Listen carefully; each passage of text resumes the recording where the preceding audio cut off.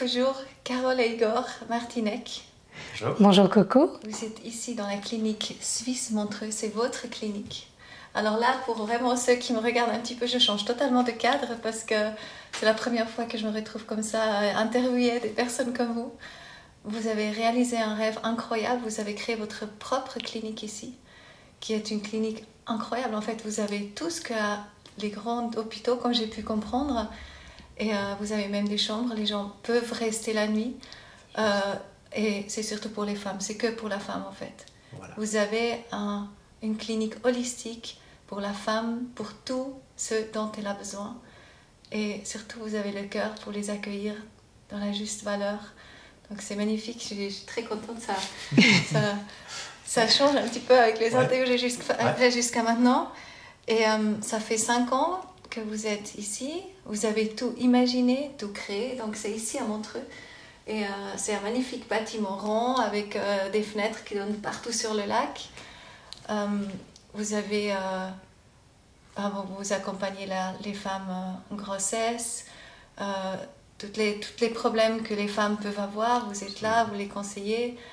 Vous êtes en train de lancer aussi un crowdfunding, donc pour pouvoir mettre les horaires aussi le samedi matin et puis le dimanche soir pour ceux qui ont moins de temps la semaine. Voilà. Et en fait, vous voulez offrir vraiment tout ce dont elle a besoin. Et vous êtes soutenu aussi. Quelque part, vous avez les assurances maladie paye, les assurances de base, et vous voulez être là dans une clinique vraiment, quand même, je dirais quand même, c'est très luxe, mais que toutes les femmes soient accueillies ici, peuvent venir ici. Et alors voilà, donc à vous un petit peu de raconter un peu comme peut-être l'histoire est venue. Donc c'est beau parce que vous êtes un couple, c'est juste magnifique, femme-homme, de faire ça ensemble. Absolument. Et comment, voilà, Igor, toi tu es un chirurgien, tu es gynécologue. Voilà. Voilà, tu racontes un petit peu. Comment les choses se sont passées. Alors, bon, moi j'ai toujours eu la passion de soigner, ça c'est sûr. L'envie de devenir gynécologue est arrivée quand j'avais 22 ans. J'ai pu faire mon premier accouchement à ce moment-là, quand j'étais en stage en Angleterre. Et en plus, c'était dans la maternité où je suis né. Oh. Donc c'était quelque chose de très fort. Alors ensuite, il y a eu les études, le chemin de vie pour avoir la spécialisation. Et puis, il y a 2-3 événements marquants dans ma vie qui ont fait que mon choix s'est porté plutôt vers la chirurgie et de dire mais comment on peut prendre en charge les gens de manière globale en étant le moins invasif possible, mais quand même traiter quelque chose. Et effectivement, j'ai remercié tous les gens qui m'ont formé. J'ai eu des grands maîtres, des personnes. J'ai pu aller à Oxford aussi, où j'ai été formé par quelques-uns des meilleurs chirurgiens en Angleterre qui m'ont apporté quelque chose. Mmh. Et ce venant, au début, j'ai commencé avec un cabinet. Et en fait, pour moi, j'étais toujours un petit peu, pas dire frustré, mais je voulais pouvoir prendre la femme en charge de manière globale. Ça veut dire, on est dans une spécialité, c'est vrai, mais la femme, c'est autant les hormones que la psychologie, que la nutrition, que tout a une influence. Et voilà. Et les jeunes filles aussi, vous prenez en charge. Oui, absolument. Oui. Absolument. Il n'y a pas d'âge. Il n'y a pas d'âge. Et puis de pouvoir les accompagner au mieux. Alors il y a des choses où effectivement j'ai mon expertise, il y a des choses où je vais dire aux gens écoutez, ça je ne sais pas, je vais me renseigner, mais je vais vous apporter la meilleure information. Et c'est de pouvoir être humble. Voilà. Oui, de aussi, dire ce qu'on ne sait pas. Et puis on va la chercher. Puis en fait, ça m'a aussi permis d'apprendre énormément grâce aux patients. Il y a ce qu'on apprend à l'université, mais il y a ce que les patients vous disent. Ils ont peut-être vu des dernières recherches ou des articles que vous n'avez pas encore vus. Ils vous apportent ça. Et ça apporte des... C'est un cadeau, c'est un échange. Voilà, c'est un échange. Et puis d'où l'idée de dire, je pense que j'avais de la peine à me retrouver dans d'autres systèmes, que ce soit des systèmes publics ou même certains systèmes privés. Et je suis un rêveur. Et j'ai partagé aussi avec Carole, puisqu'elle me suit depuis l'âge de 18 ans. 18 ans, Wow. ça fait 20. On a vu le début, avant même les études de médecine. Voilà, ça fait 29 ans qu'on est ensemble. Donc, Carole, faisant de l'architecture, on s'est unis pour créer notre troisième bébé, qui est à cette clinique, puisqu'on a 2 enfants. Et l'idée, c'est basé sur ce besoin d'être holistique, mais aussi par rapport à la région, de pouvoir offrir un lieu où tout le monde est le bienvenu, avec un goût de l'arrangement. On est tous les deux un peu perfectionnistes aussi, d'avoir les dernières technologies. Moi, j'adore ce qui est technologie. Et de pouvoir réaliser, même dans les opérations, des opérations relativement complexes, avec du matériel très pointu, simple d'utilisation, et où on peut avoir un minimum de complications, de douleurs. Voilà un petit peu. Dites-moi peut-être, qu'est-ce que vous proposez, donc juste pour avoir une petite idée. Donc qu'est-ce que vous proposez en gros? Oui. Donc, n'hésite pas à me compléter, mais les services sont les services classiques de contrôle annuel, contrôle gynécologique, qui sont quand même un petit peu globaux. On peut aller un petit peu plus loin, où on va aussi donc regarder tout ce qui est hormonologie, donc les consultations spécialisées de ménopause. Moi-même, je m'occupe aussi beaucoup de l'endométriose, donc c'est cette maladie inflammatoire qu'ont les femmes avec des règles très douloureuses, et puis où ça nécessite une prise en charge médicale, psychologique, chirurgicale. Il y a toujours une considération globale quand une patiente elle vient avec un souci particulier. Elle va nous parler, elle va aborder le sujet sur un point de vue, peut-être qu'elle va parler de l'endométriose. Mais il y a plus que ça, parce que l'endométriose, c'est une maladie compliquée. Chaque maladie a ses petits mystères et ses petits secrets. Mais le médecin, en fait, ça c'est vraiment quelque chose que je trouve extraordinaire chez Igor, et c'est super qu'il puisse l'enseigner à tous les médecins et médecins qui viennent ici, parce qu'on est aussi formateurs. Ouais. Et c'est important qu'il leur enseigne ça, c'est de prendre le soin d'écouter le patient, parce qu'il a tellement d'informations qui, une fois réunies, alors des fois ça ne vient pas au premier rendez-vous, hein. Un patient, il y a une relation qui se construit, et c'est des pièces de puzzle qui tout d'un coup, il nous en manquait une. Et là, je sais, il est tout content parce qu'il a réussi à trouver la dernière pièce, et il se dit, mais avec cette information, je comprends mieux pourquoi c'est arrivé, qu'est-ce qui est... Parce qu'il faut aussi connaître la cause pour soigner la maladie ou la souffrance.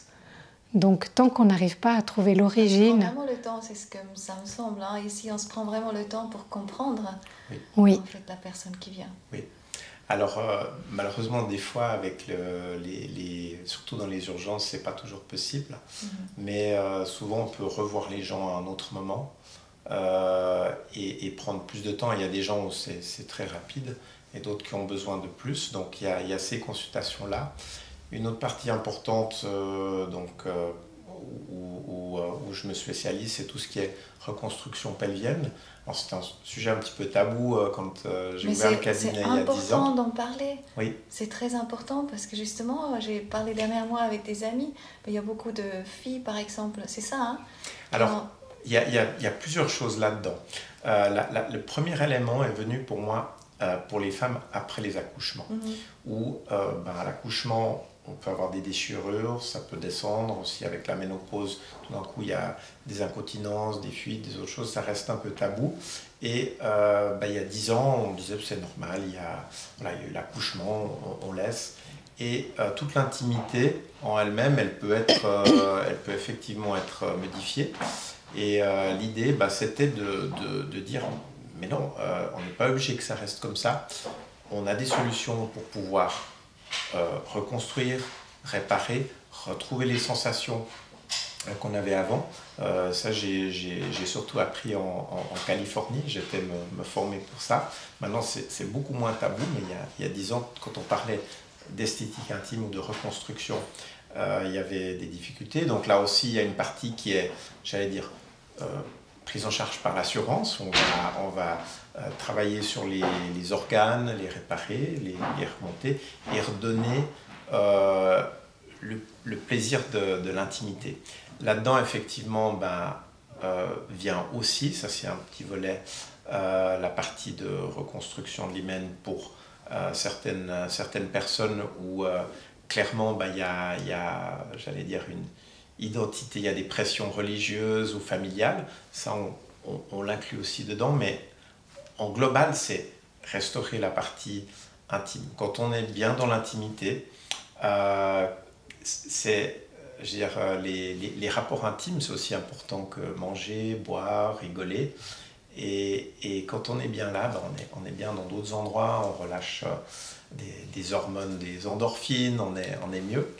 Et on va par exemple, un exemple typique, ce serait une maman, 45 ans, les organes commencent à relâcher, la libido baisse. Alors on peut s'occuper de la reconstruction, mais on va aller un peu plus loin, on va regarder les hormones, voir est-ce que ces hormones manquent. Donc on peut travailler pour améliorer un petit peu la libido, améliorer un petit peu l'énergie. Donc on va pas, même si je suis chirurgien, je ne vais pas me focaliser. Il n'y a pas qu'un acte chirurgical. Voilà. Donc c'est global. Alors ça c'est un... Donc les femmes, elles viennent avec une conviction de vouloir faire quelque chose et à la limite vous leur dites mais en fait c'est pas forcément besoin, on peut aussi faire autre chose. Voilà. Ça je trouve très important parce que je trouve souvent ça se passe, on voit des filles magnifiques qui ont des lèvres magnifiques, elles veulent se refaire les lèvres, mais là vous dites oui, ou bien est-ce que vous pouvez aussi dire non? Alors déjà c'est pas le médecin qui décide, c'est la première chose. Moi je suis là comme conseiller.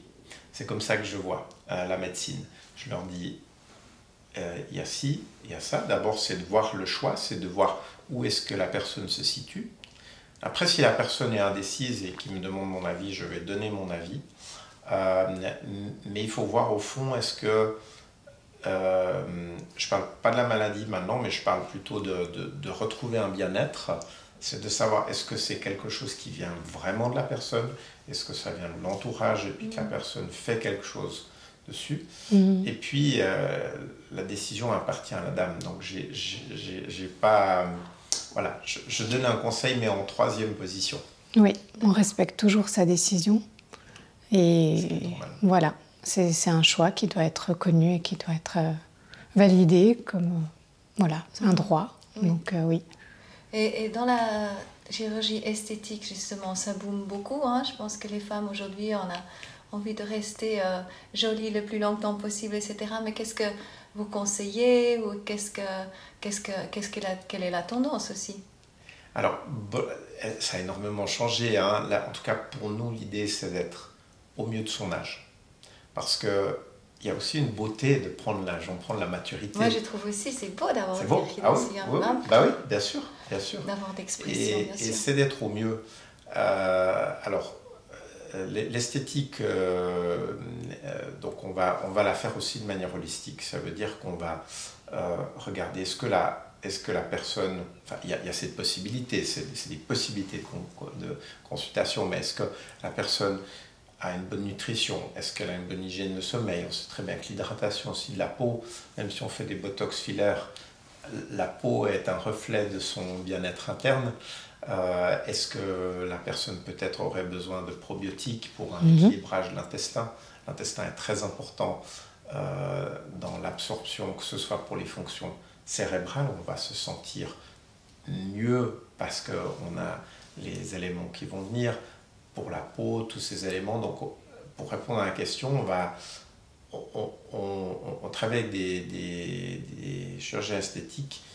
Et quand ils viennent ici, ils doivent adopter un peu cette philosophie globale. Et donc, c'est le conseil qu'ils vont pouvoir apporter aussi par rapport à la demande de la patiente, qui effectivement vient peut-être pour quelque chose de très très précis. Juste, voilà, elle aimerait une petite chirurgie ou quoi que ce soit, c'est aussi d'aborder toutes ces autres questions avec elle pour savoir comment elle vit aujourd'hui et lui proposer des clés qui sont aussi qui peuvent être très faciles, qu'elle peut appliquer à la maison sans forcément avoir tout de suite. Comme ça, mais oui. de comment se faire du bien. Mais oui, C'est améliorer sa qualité aussi de vie parce qu'on améliore son hygiène de vie. Et ensuite, on peut continuer à considérer la chirurgie qu'on a décidé de faire, mais avec une vision grand angle. Oui. Hein, c'est pas juste parce que on peut faire une chirurgie, puis après la chirurgie, être déçu parce qu'on se dit j'ai fait la chirurgie, mais il y a encore quelque chose qui va pas, et c'est quoi? Donc on ne renonce pas à ce que la patiente désire, mais vraiment lui apporter le conseil le plus grand et le plus large possible, sous toutes les facettes. Oui, c'est beau. Bravo, en tout cas. Est-ce qu'il y a encore quelque chose que vous voulez rajouter? Alors, je dirais, ce qui est important peut-être pour les femmes qui nous écoutent, donc notre slogan, j'allais dire, c'est tout pour la femme, all for women. Et voilà. Et que on est ouvert à toutes les femmes, quelles que soient les catégories. Ça peut être pour des consultations d'urgence, ça peut être pour des consultations spécialisées. Évidemment, il y a certaines consultations qui n'entrent pas dans le cadre du remboursement de l'assurance maladie parce qu'évidemment, on prend beaucoup de temps. C'est des consultations à valeur ajoutée, mais on essaye de donner les temps qu'il faut. Et tout particulièrement, puisqu'on est là aujourd'hui aussi, ça sera pour après, on est vraiment dans ce moment du crowdfunding pour pouvoir accueillir plus de femmes. Donc 10 000 femmes par année aux urgences de gynécologie, remboursées par l'assurance de base. Oui. Et c'est important que on puisse en parler autour, qu'il y ait un soutien, qu'on comprenne vraiment que c'est une passion. Nous sommes une clinique familiale, donc le but c'est... Oui. On est une petite projet, équipe, tout le monde se connaît. C'est vraiment le cas de le dire. On est moins de 20 personnes et c'est un petit peu la dimension de la clinique qu'on aimerait maintenir, tout en offrant cette possibilité d'accueillir. Cette proximité avec la femme, en fait. Ouais. Exactement. Ouais. Donc le crowdfunding est venu parce que, je ne sais pas d'ailleurs pourquoi j'ai senti que je devais le faire il y a un mois et demi, donc on vient de débuter. Donc c'est important de partager autour, de participer. On a des magnifiques contreparties, donc en retour, par rapport à ce qui est donné, il y aura... Je vous remets volontiers l'adresse du site web. Mais ça, c'est un petit peu le mot, j'allais dire, de conclusion. C'est qu'on veut être ouvert pour tout le monde. Donc, n'hésitez pas à partager l'information qu'on existe, qu'on est ouvert à tout le monde et qu'on devienne plus connu. Et puis que plus on est, plus on pourra offrir. Et c'est aussi un concept qui pourrait se répandre plus loin. Oui. Absolument. Parce que c'est un projet un petit peu. Oui. Alors c'est de créer, c'est ce qu'on est en train de faire, un modèle qui est unique. Je rappelle, on est la première clinique entièrement dédiée à la femme en Suisse. Et même en Europe, je crois. Même en Europe, tel que c'est.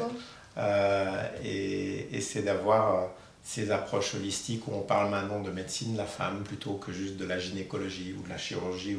Et c'est de créer une équipe d'experts. Maintenant, avec la télémédecine, on arrive à avoir des experts autour du monde. Mais voilà, donc toutes les possibilités sont là. Et aussi peut-être, de nouveau pour les femmes qui nous écoutent, c'est s'il y a des conseils ou des choses que vous aimeriez voir ou que vous pensez, après avoir vu le site, qu'on pourrait offrir, on est ouvert à toute proposition. À élargir et d'avoir un feedback surtout des gens. Qu'est-ce qu'ils ont vraiment besoin, parce qu'on le crée en fonction de nos rêves, mais surtout de ce que les gens ont besoin. Voilà, alors là, vous avez toute la possibilité d'être actrice, parce que ce n'est pas le projet de Dr Martinec ou le projet de Madame Martinec, c'est le projet de chacune d'entre nous. Donc si on souhaite tout ensemble que ce projet il voie le jour, on doit toutes participer, chacune à sa hauteur, chacune en fonction de ses possibilités, mais on sait très bien que de se réunir comme ça, c'est l'union qui fait la force. Et c'est pas combien lui il a donné ou pas, c'est vraiment le fait que tout le monde a fait ce qu'il a pu, parce qu'il a envie de soutenir ce projet, puis parce qu'il veut le voir naître. Et un projet réalisé. On soutient la femme, et puis vous avez comme projet plus tard aussi, vous donnez déjà en fait des fonds aussi dans une fondation qui aide les femmes abusées de pouvoir se reconstruire. Oui. Donc vous avez des visions aussi très nobles dans ce sens-là. j'ai entendu vous aider aussi des fois quand il y a vraiment quelqu'un qui n'a pas de moyens. Oui. Voilà, vous aidez simplement, vous êtes là, on est des humains et on est là un pour l'autre. Absolument. Donc, c'est vraiment la femme, la patiente qui est au centre de de nos journées, de notre passion et puis de tout ce qu'on a envie de donner, de partager. Donc c'est ce qui nous fait vibrer. Oui, bien sûr. C'est bon parce qu'il y a une magnifique salle d'accouchement aussi ici.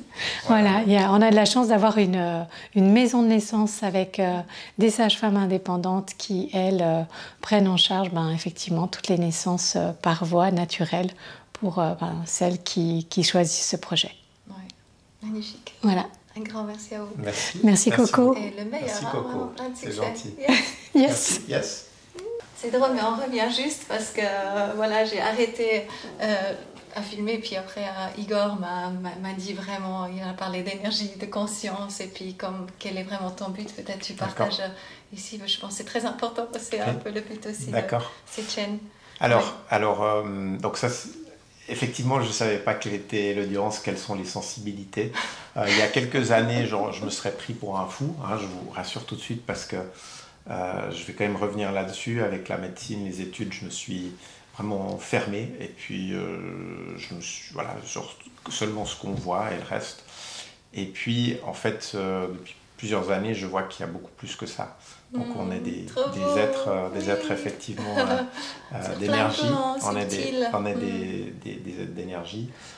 Je disais en off, parce que je commençais un peu à me lâcher, c'est que la maladie, c'est le résultat d'un déséquilibre quelque part. C'est le corps qui parle. Le maladie. Ouais. Exactement.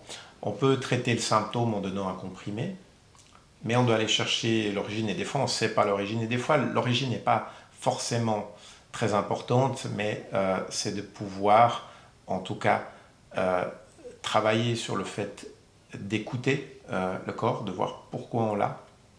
Et puis, je disais aussi dans la prise en charge, alors on est tous dans des chemins différents de niveau de conscience, mais de pouvoir arriver, c'est mon souhait, à un équilibre dans son bien-être, parce que le bonheur, c'est quelque chose sur lequel on travaille, c'est de savoir aussi pourquoi est-ce qu'on est là, qu'est-ce qu'on fait, d'apporter un plus. Et puis, alors moi je ne suis pas coach, je suis uniquement médecin, mais j'invite, s'il y a des gens qui se ressentent là-dedans, qui veulent travailler, aider les femmes à découvrir cette partie-là, parce qu'il y a encore plus les hormones, les variations.